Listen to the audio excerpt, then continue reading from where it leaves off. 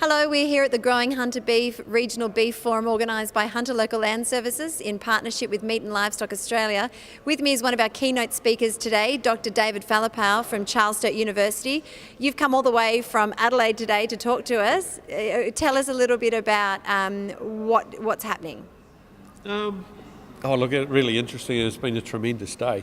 When I was asked if I'd like to come up and speak to these people, they sort of said, what would you like me to talk about? They said, opportunities for agriculture and all that, and that's just tremendous because, there's no doubt we're in a almost unprecedented position with the drought, and the discussion is no longer about the drought. It's actually, what are we going to do? How are we going to prepare ourselves when we come out of this? And hopefully we're almost at the end of it.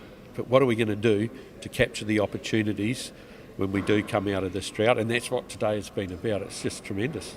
You've brought a bit of a global perspective. You spoke about your experience internationally, but you also spoke about how we here in the Hunter Valley should be thinking of the global perspective. Yeah, the interesting thing with agriculture is a lot of what we produce actually isn't saleable to the end consumer. It needs a lot of value adding and a lot of things transforming it into products that they'll buy. So it's really important to understand the farm as part of a whole value chain. What can we do to create the opportunities to enable somebody else to add value, to provide the things that consumers want?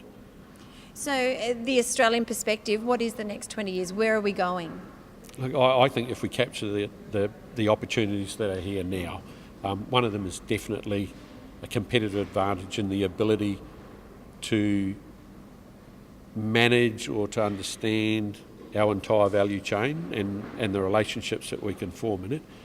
The other one is our reputation for clean, green, safe food, produced ethically. It's a huge advantage, and I think if we take that opportunity, we will see ourselves growing into the very high value market segments internationally, where it's all about quality. There's no concern about price.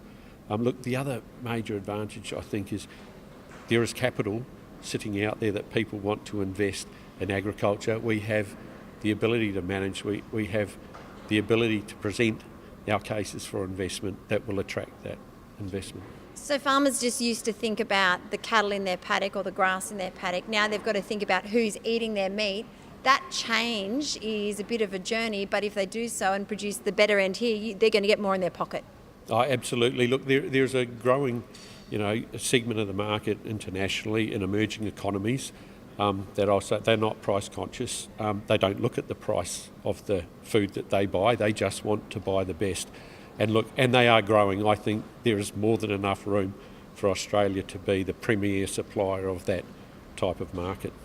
So an event like today, should that give local producers confidence that they can jump into this? And it might be tough at the moment, but there is a lot of bright future out there. Oh, absolutely. So we've had people talking about every part of that whole value chain, talking about the markets.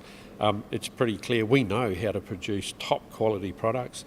We know that we've got a reputation for being food safe. We know we've got the best biosecurity systems in the world. So yeah, I think people should have a lot of confidence that the opportunities are there for us. Sounds great. Thank you very much for your time. No, thanks, Penny.